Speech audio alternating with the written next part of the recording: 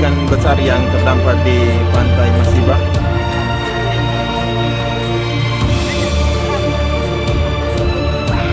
Diperkirakan panjangnya sekitar berapa meter kira-kira dia?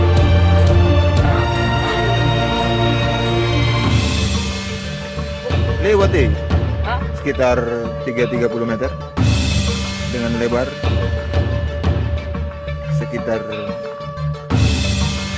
5 bahkan 6 meter.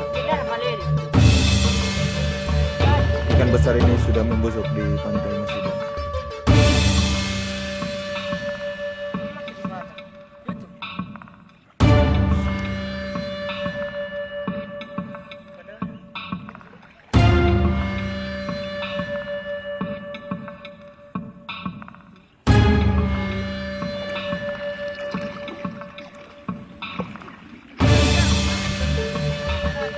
Ikan ini sudah menemui busuk.